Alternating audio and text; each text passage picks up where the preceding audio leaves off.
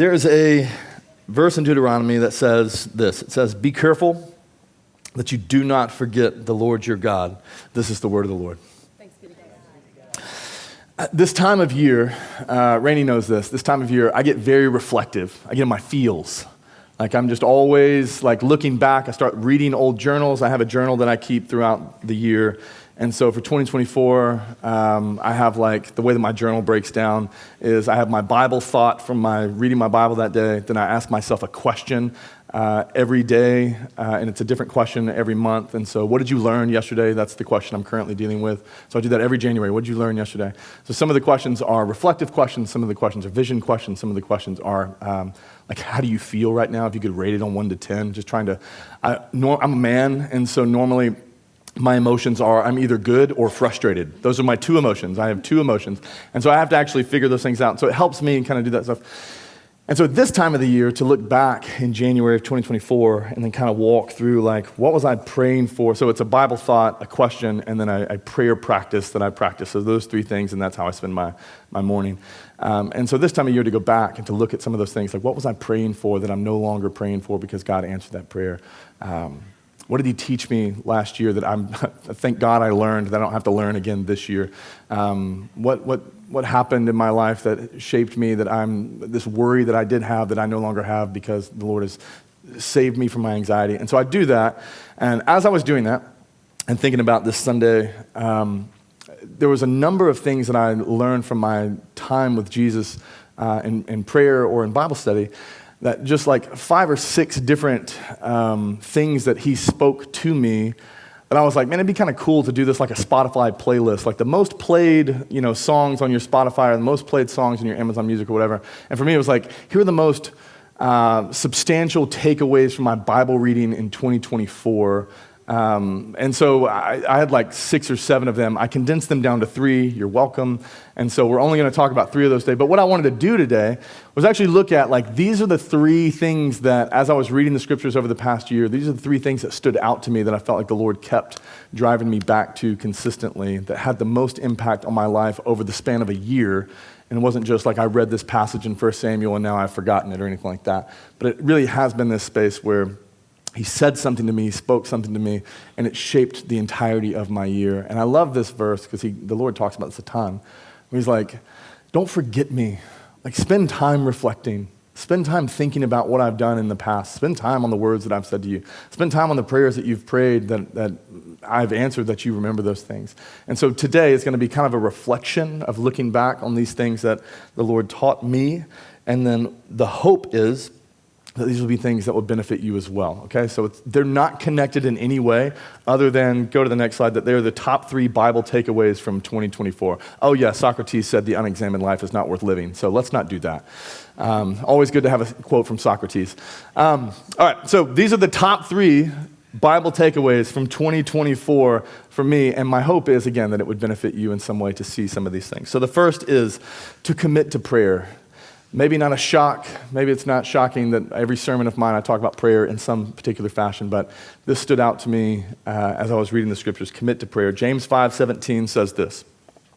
He says, Elijah was a human being like us, but he prayed earnestly. Elijah was a human being like us, but he prayed earnestly, and this is where I was like, man, I need to commit to prayer. This verse is fascinating, because if you know the story or the history of Elijah back in the Old Testament, Elijah was one of the most powerful prophets that existed in the Old Testament. So much power, so many miracles done. He's referenced a ton in the New Testament. And so just a couple of, just some history of Elijah here, just some of his miracles. He caused the rain to cease for 3.5 years, so your prayers do affect the weather. So if you're getting married sometime soon, pray. That was medium funny, okay. The miracle of the barrel and the meal and the oil, he resurrected a widow's son, no big deal. He called down fire from heaven on the altar. Then he caused it to rain. Then he called down fire from heaven again, and then he did it again. He parted the Jordan, and also he didn't die, but he was caught up in a whirlwind and taken to heaven in a chariot of fire. And so to me, the verse is fascinating because James says, Elijah, he's just like us. And I'm like, I don't think he is. I don't think he is just like us. But what he's saying is the thing that you see in Elijah's life, he was just like us. The only difference, the thing that made his life more spectacular, the thing that changed everything, he prayed. He is just a human being like me and you. He just happened to pray. And so it's this idea that's given from James to the people he's writing to is like, hey, if you want to understand what prayer does, you need to look at Elijah's life and go, he was just like you and me. His life was fascinating because he chose to pray earnestly, not because his life was just endowed with different kind of power or because he was a prophet, although those things are true. But his life was substantially different simply because the man spent time praying earnestly. And so for us, the idea is commit to prayer. There's this space that exists for us where we get to experience something better and more spectacular with the Lord by spending time earnestly in his presence praying. He was just like us, but he prayed. For this church, I do not have any numerical goals for our church. We are not trying to get to a certain number. I don't care if we stay the same size, we shrink a little bit, we get a little, I don't track numbers. Maybe you track numbers, I don't track numbers. I don't care anything about that. I have no goals on that. We're not trying to grow by 15% in the new year. Do not have anything like that because I do not care. What I do care, the goal that I have is that we grow to understand this year and the years beyond, that we grow to understand the gift that prayer is, that we get to experience time in his presence that Jesus bought for us on the cross. The gift that prayer is, the power that God is giving us in prayer. If we understand that and believe that, that's the goal that I have, that you would just love spending time in his presence, that you would understand that the most powerful thing I can give my time to is actually talking to him and contending with him and interceding before him. That's the goal that I have for us. Being a large church, and we know this because some of y'all went to large churches, being a large church does not make you love Jesus more. It doesn't make you experience more of his presence. It doesn't make you experience more of his power. It doesn't do that. The megachurch season has happened, and now the stats are in that if something doesn't change in the church, is what Barna said, if something doesn't change in the life of the church, that all pastors will do will manage the steady decline of Christianity until Jesus comes back. That's the stats that exist. So mega churches began sometime, in the 1900s, and then they really kind of built up and became a thing. It's like, you got to have this in order to do that. And now what we have is here's what pastors get to do. Welcome to seminary. You get to learn how to be a pastor. I'm going to teach you how to manage the steady decline of every congregation you ever lead. Those are terrible, terrible stats. So having a large church does nothing. But a church and a space where Jesus' presence is manifesting, people are hungry to actually experience the living God among them, that changes things and that does something different. When people actually begin to believe, when we pray, he hears us and he responds, that you can actually still hear his voice speaking to you. When you believe that and know that, it shapes you, it forms you, it marks you. When we can move and understand that prayer is not some rote exercise that you do, but it really does nothing. When you move beyond, I'm just supposed to do this because I'm a Christian, to I get to do this thing that shifts and shapes the world and what God chooses to do in the world, all of a sudden it turns from this thing that's like, I don't know, I guess I'm supposed to, so I will, and then we feel guilty about it, to I can't wait. I should take everything to God in prayer. He can do anything. To me, when people have an encounter with him, when they hear him, when they experience his presence, their lives are changed. Their lives are marked forever. It's his presence that makes a church healthy. It was always supposed to be that way from Genesis to Revelation, God dwelling with his people.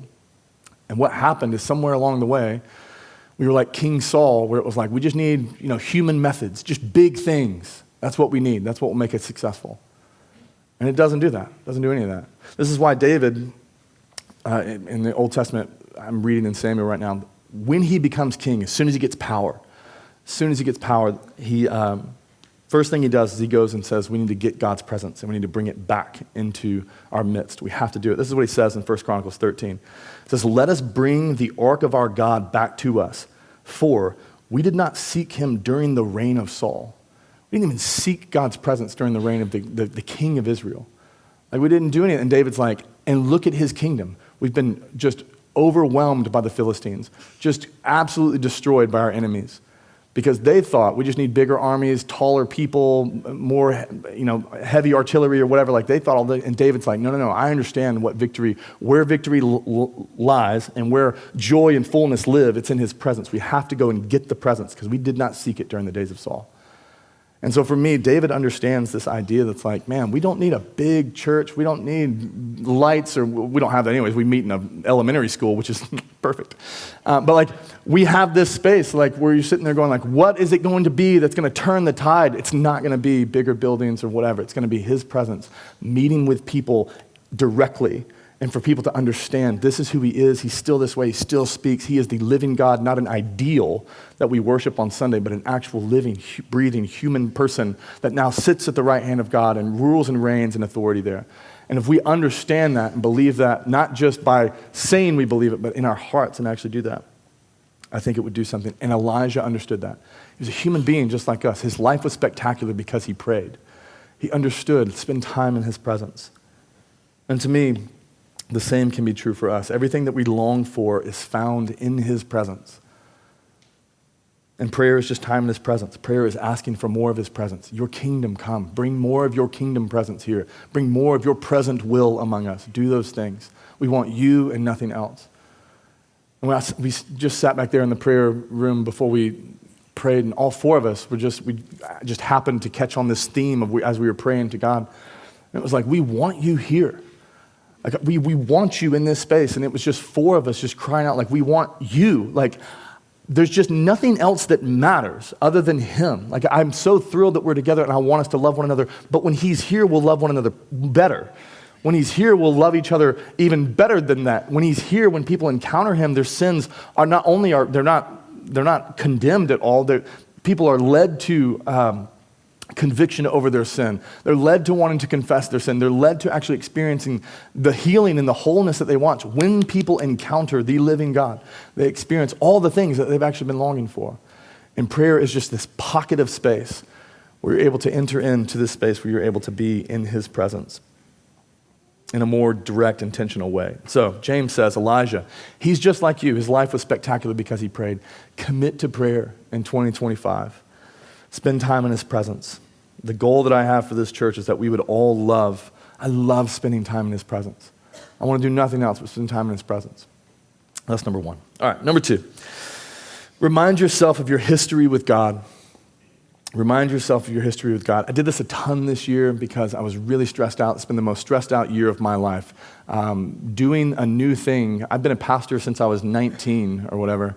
But doing this was a brand new thing. I've never led a church. And so I've been more stressed out, more questioning myself, more insecure. I'm not an insecure person. Rainey knows that. And this year she was like, who are you? Like, why are you so? And I was like, I don't know. I just don't know what I'm doing. And I had to do this thing where it was like the Lord spoke this thing. It's like, remind yourself of your history with me. Remind yourself of who I've been to you in the past. Remind yourself. This is what the psalmist said from the verse I was reading. Psalm 116, he says, and notice just how he reflects on his history. I love the Lord for, past tense, he heard my voice. He heard my cry for mercy. He turned his ear to me, and I will call on him. Because he did that, I will call on him as long as I live. The cords of death entangled me, past tense. The anguish of the grave came over me. I was overcome by distress and sorrow. Then I called on the name of the Lord. The Lord saved me. And the Lord is gracious and righteous. Our God is full of compassion. The Lord protects the unwary. When I was brought low, he saved me. And then he says this to himself now. He's looking at the past, and then he says this now. Return to your rest, my soul, for the Lord has dealt bountifully with you. And I love that idea where the psalmist is dealing with some form of unrest presently. Something in his life right now is out of whack, it's out of order, it's chaos.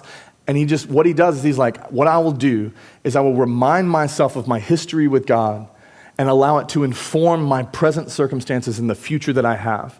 Because who he has been is who he will be. And right now I'm freaking out and I need to look back at what he's done for me in some particular situation or maybe over a period of time in situations. I need to allow who he's been to inform who I currently am and what I'm currently experiencing. And then when he does that, he says, hey, you can rest. He's dealt bountifully with you before. He'll deal bountifully with you again. If that's who he was, that's who he will be. and he uses his history to inform how he should think and feel. And you actually see this all throughout the scriptures. If you remember Caleb in the book of Joshua, Joshua comes to him, they're taking over the land of Canaan, and Joshua rolls up to Caleb and he's like, what do you want? What land do you want? And Caleb's like, I want the land I was promised 40 years ago. He's like, God promised me land 40 years ago, and then all those fools said that God wouldn't do it. He goes, but I believe that he would do it, and God said that I would live for 40 years, even though everybody else will die. He goes, so here I am. I'm 80 years old now. I should be dead like everybody else, but I'm not, because God was faithful to his promise in the past, and therefore he will be faithful to his promise to give me that land even still. The promise was given when I was 40 and able-bodied. Now I'm 80 and not as able-bodied, although he says that he's still in his prime. And he's like, which I love that. Like if you're 80, you're like, still crushing it in my prime. Love that. But he's like, I'm ready to go just as much as I was back then. And he moves into the land going, he was faithful in the past, he'll be faithful again. And Caleb takes the land, and there's this beautiful space right after this where Caleb's kids come to him and ask for land. And nobody's kids are going to anybody else asking for land. You know why? Because all their parents are dead, because they all died, because they didn't believe that God was faithful. And so no one has parents to go and ask, hey, I don't want to fight. Could you fight for me? And I just get some of the inheritance. And all of a sudden you see Caleb's daughters and they're like, hey, we can actually go to dad, because dad was faithful to God, and now he has something to give us. And this is this really beautiful story. But Caleb believed, I know who he has been. He will be that way again. David does this when he's a ton in the Psalms, but he does it the most popularly against Goliath. King Saul's like, you can't fight Goliath. Like, you're a child, and this guy's been killing people since he was your age. Like, you cannot do this thing. And David's like, he saved me. God has saved me from a lion, and he saved me from a bear before when I was tending the sheep. The same God who saved me from the paw of the lion and the paw of the bear will save me from the Philistine. Do not worry, I'll go take care of it. And then he goes and does that thing. But he uses his history with God to inform his present circumstances with us. God tells us to do this in his word, just doing a biblical theology of this right now. But he tells us to do this. God constantly says this. He says it, go to the next slide here. In Exodus 3, Moses is going to the Israelites, and it's like, what should I say? And the Lord's like, the one who sent me to you is the Lord, the God of your fathers, the God of Abraham, the God of Isaac, the God of Jacob. And God is saying, hey, tell them that I'm not just some new God like the Egyptian gods. Tell them that I'm the one from the past. I'm the one that was actually the God of their fathers. Make sure that they know that they have a history with me. They're counting on that history. Make sure they know that I'm the historical God of their fathers. Then he says this, like he's about to give them the law in Exodus 20, and he's like, hey, I'm about to give you some laws to follow, but I'm not just telling you to go do these things and earn so that you earn my love. I want to tell you first, I'm the great God who redeemed you. I'm the one who brought you out of Egypt. I'm the one who ransomed you out of slavery. Now, follow me based on that. Don't follow me to earn my blessing. I blessed you, so follow me from blessing, understanding that this is who I am. Remember who I've been and allow that to inform your present. And then Isaiah 44, remember these things, Israel, for you are my servant. I have formed you. And God is just doing it. He's just saying this. Look at my past. You are my servant, Israel. You will not be forgotten by me. I have wiped out your wrongdoings like a thick cloud and your sins like a heavy mist. Return to me, for I have redeemed you. He's looking at the past. And God is constantly saying, remember who I've been, remember who I've been, remember who I've been. He's constantly trying to remind us, remember who I've been, remember what I've done for you so that it informs your present. And when people don't do this, and you see this all throughout the Old Testament, when they don't do this, it says, and then the people of Israel forgot Yahweh. The people of Israel forgot God's goodness. The people of Israel forgot him, and then they run off to other spaces, and they wind up in spaces of destruction. So every time there's this space where it's like, if you would just remember who I was, it would inform where you currently are, but you forgot, and you grew afraid, and you walked away from me, and it actually led to your downfall, not to anything better. God wants our past to inform us, and so we need a history with him. We need to be informed by our history with him. We need to look back from January 2024 to December 2024 and go, what did he do for me this year? Who has he been for me this year? And then to respond to our current circumstances and respond to the future worries that we have based on what he's done and who he's been.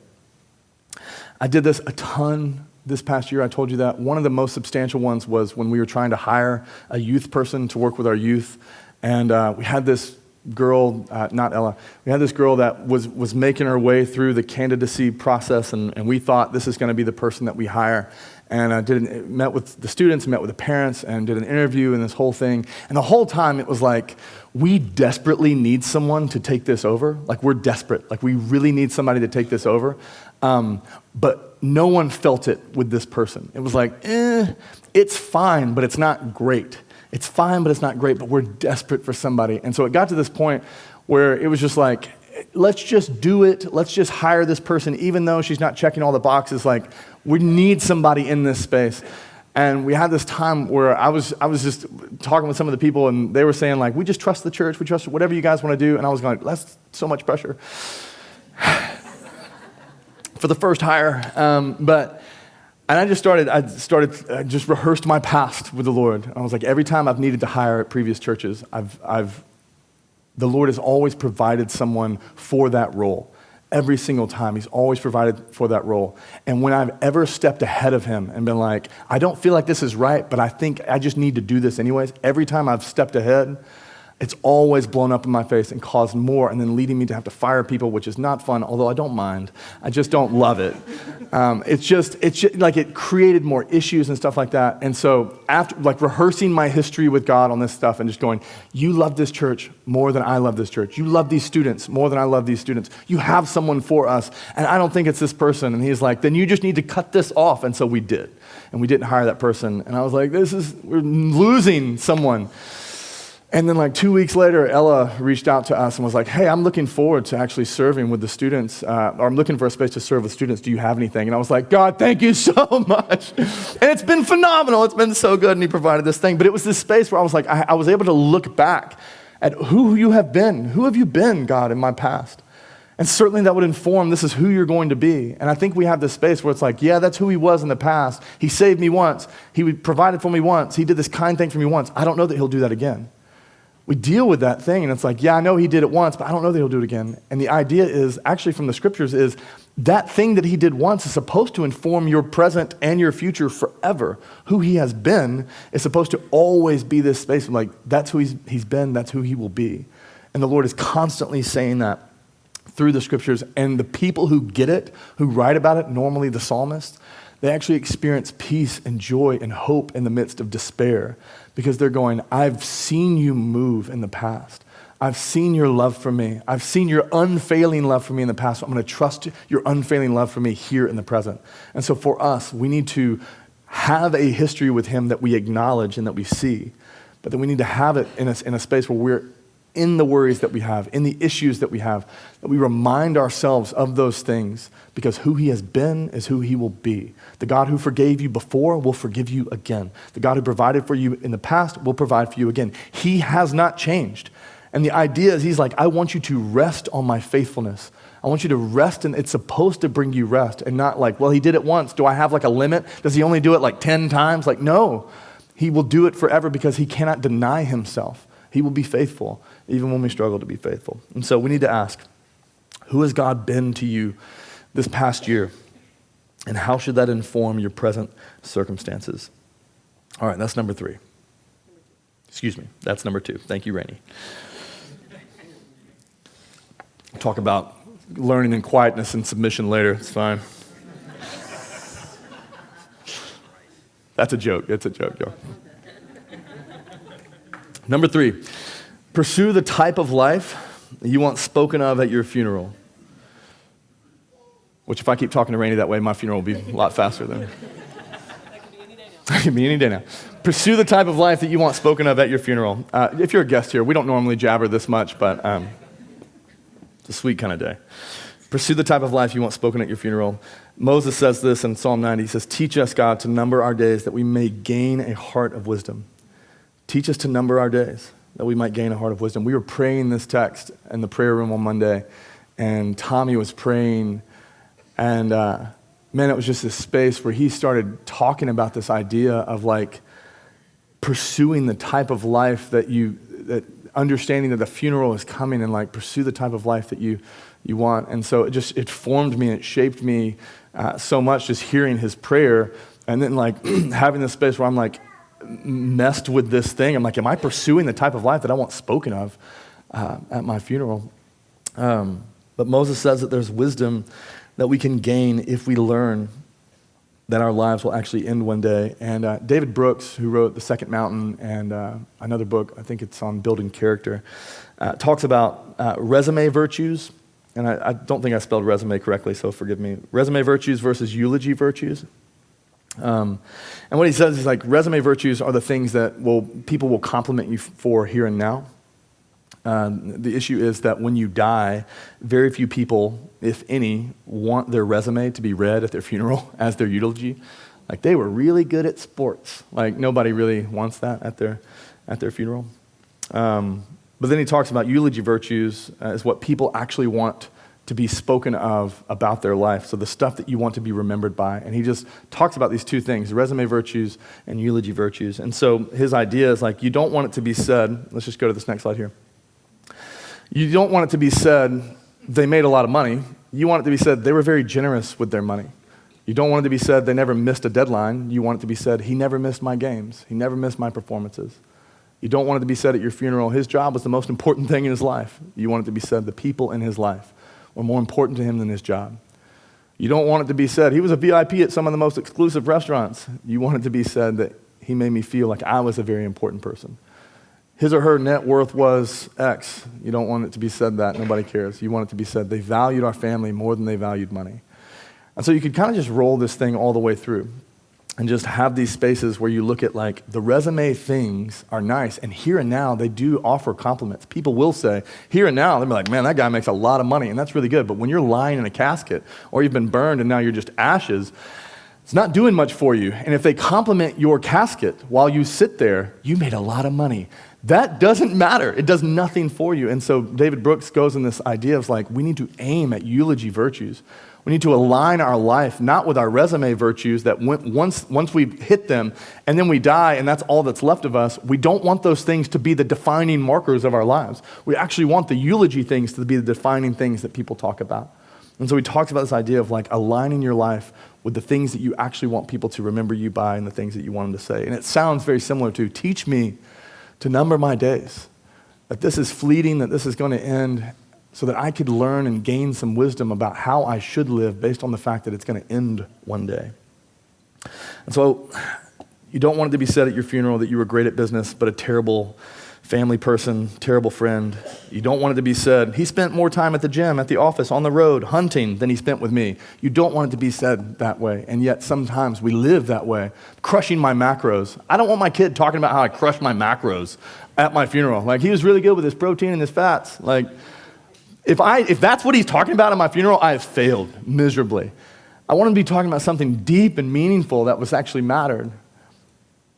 I started thinking about this after Tommy prayed that, and Randy and I talked about it a little bit, but Teddy wanted to, this year, like we did this thing called roughhousing where we just wrestle or whatever, and he wanted to roughhouse one Saturday night, and then one Friday night, like back to back, Friday night, Saturday night, and I said no both times because I was working on my sermon, not this week, but early.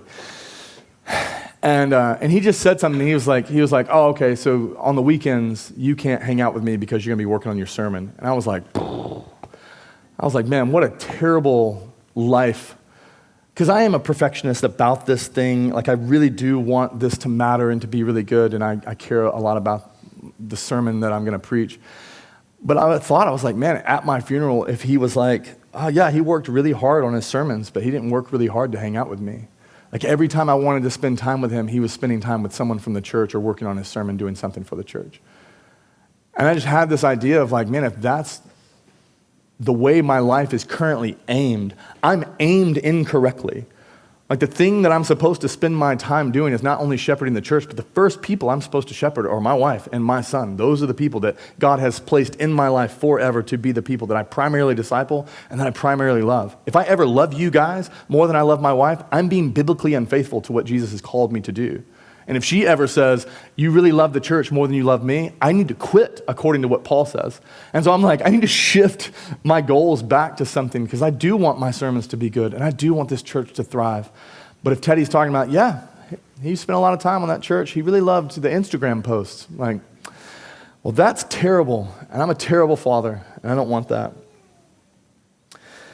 This quote that haunts me is about A.W. Tozer. Don't go to it just yet, but A.W. Tozer is someone, he was a pastor, theologian, author, just someone that means a lot to me, and his writings have done a ton in my spiritual life. Amazing. He was married for 45 years to a woman named Ada, and when he died, Ada remarried within the first year of his death, okay? And everybody was kind of shocked by that. And all of her family and all of her friends were like, hey, are you happy? Are you happy? Do you miss Tozer? Do you miss Aiden? What's his name? Do you miss him? And this was always what she said. She says, I've never been happier in my life. A.W. loved the church, but Leonard, her new husband, loves me. That's the testimony of a man's life. A.W. loved the church. Leonard, my new husband, loves me. And I read this in his biography that this guy wrote, and I was like, I never want that to be true of my life. And so all that to say, teach me to number my days, that I may gain a heart of wisdom. And there's something for everybody in this space where you're sitting there going what do you actually want them to say at your eulogy? What do you actually want people to say at your funeral? And many times when you figure out what you want them to say, and then you look at your life, are you aiming at that at all? You see this huge discrepancy because it's so easy to move towards what you get applause over and to move towards what the compliments lead you towards. Well, I will get compliments here. And it's yeah, but then that's gone. And you're left with this thing where it's I don't get those compliments anymore because I can't hear them because I'm dead. And that's it. And you actually want something that's this actually mattered, this is meaningful. And so for us, I want to learn to number our days. I want us to do that. So we need to consider, what do I want to be said at my funeral? What do I actually want to be said there? How do I want to be defined? Because one day that actually is coming for all of us. And so it allows us to gain the wisdom of actually aligning our lives towards things that really matter versus things that matter just temporarily here and now, that give us a smattering of applause. And so I want us to avoid that. All right, so those are the three things. Those are the things that stood out the most. I had three or four more, but those are the three. I want to give you some practices because I love practices. I want us to practice the way of Jesus. I want us to put these things into practice. And so based on these things, here are a couple of practices. The first is join us in prayer. Elijah was just like you, but he prayed. That's the difference. His life was spectacularly different because he prayed. And so join us in prayer. If you can't join us here, I'm trying as much as I possibly can every year to add 1 to 2 hours of prayer. Probably my vision would be 2. I'd love to add 2. It'll likely be 1. But I would love to add more and more hours a day where I'm in a space where we're in a prayer room that you could join us at different hours of the day so that you could pop in and be a part of this thing. And just sit there and learn how to pray, or just sit there and be a part of the faith that's in the room. But join us in prayer. Find a space that you encounter him, where you're sitting with him, where you're praying. Make this the year, as Rainey said earlier, make this the year that you learn to love just sitting in his presence and actually praying. The second, write your history with God over the last year. Start in January, work your way through. It doesn't have to be this long, drawn-out thing. You can do 1 per month, but write your history. What has he done for you this past year? Who has he shown himself to be this past year? And if you don't have one, then I would just begin now, just paying attention to the things that you actually want to see happen and the prayer requests that you actually have, and then pray those things, write them down, and then look back over them over the past year. One of the things that I do is when I have a prayer that I know, I think of persistent prayer like chopping wood. It's this gigantic thing that you have to chop, and I got this teeny tiny axe, and I'm just going to be chopping this thing, and it's going to take however many chops to get through this piece of wood before it comes falling over. I see persistent prayer working like that. I'm going to pray for this person to be healed. I'm going to pray for this marriage to get better. And I know that one prayer might not do it, but maybe 3,000 prayers do it. And it's the chopping, just constantly chopping. And so for you, if you have these things in your life, these prayers that you want to pray or these things that you want to do, just take notice of them and acknowledge the fact that God is doing things in your life, and write that stuff down. When you see him act, mark it down, because the things that you mark ultimately will mark you. And so make sure you actually do that so that you can draw on your history with him and apply it to your current circumstances. And when you're fearful, when you're worried, or you're whatever, and you're nervous, you can draw on who he has been and pull it into your present and go, but that's who he was. He's done it before. He will do it again, because he says he will. Not because we're just making that up. He says, I was faithful before. I will be faithful again. My name is faithful. I will be faithful to you. So write them down. Write your history with God over the last year. I would do it every year, though, but just start with 2024. If you can't do, pause. If you can't do it in 2024, maybe do it over the span of your life with him. I don't know when you became a Christian or a follower of Jesus, whatever. Like maybe you can just do it over that. Just mark some moments out to see who he is. All right. Third, I would write out what you hope people say at your eulogy. Write out what you hope people say at your eulogy. What do you want your family and friends to talk or say about you? And then I would encourage you, look and see if your life is aimed at that. And if it's not, align your life towards those things. Because to you, what you're learning is a heart of wisdom. What God has given you in that space is, I'm not going to live forever. And these resume virtues are nice right now, and it gives me a little bit of that. But then at the end of it, like that actually does nothing for me. And so it gives you this space where you're actually able to look into the future of your life. And then when you see the misalignment, that your ladder climbing up is on the wrong building, and you realize, oh no, I'm supposed to be over here. I actually want to be on this building climbing this ladder. Then pivot and turn and do those things and realign your life to what you actually want to have said about you when your life is over. And then fourth, and this is just for free, read his word. Read his word. This is like, he has spoken, these things came from like these times in the morning or wherever I'm reading the scriptures, like these things just came, was like, it's shaping and forming my life in a way that I'm so thankful for. And the truth is, he wants to speak to you. His words are life to you. What he wants to say to you are things that you need his guidance, and he is a father who wants to guide his children. He is not a genie that's like, here are two options. If you pick door number one, it's going to go terrible for you, but I'm not going to tell you door number one is going to go terrible for you. Like, he doesn't do that. He's not like, it's 50-50. This is hell on earth, and this is going to be a good one. Good luck. Like, he doesn't do that because no parent would do that to their kid, and he's not going to do that to you either. He wants to guide you. He wants to speak to you. And so create space where he can speak to you through his word. It is life to you. If you cannot read the Bible, if reading the Bible through in a year sounds awful, join the club, okay? I don't want to read the Bible through in a year either. I did it for a long time, and it was fine, but I don't want to do that. If you can't do that, don't do that. There's no biblical command that tells you you're supposed to read the Bible through in a year, but there is a biblical command that blessed is the one who meditates day and night on God's word. And so if you can read one verse, if you hate reading, listen to it. Have somebody else read it over you. But you need to be in a space where you have the ability of God to speak into your life through his word. And so find something that works for you, that isn't given to you by something else, but like, this works for me to actually posture myself in a space where I can hear his voice spoken to me. If you can read it through in a year or multiple times a year or 90 days, some of y'all do these plans. You're like, I read through the Bible in 90 days. I'm like, wow, that's really impressive. It really is. And I think Amy and some of the women in the church are doing a cool one with the videos and stuff like that. Like, jump into some of those things. But don't give up on doing it, because he's not giving up on speaking to you. He wants to speak to you. Read his word. All right, that's it. Love you guys. Let me pray.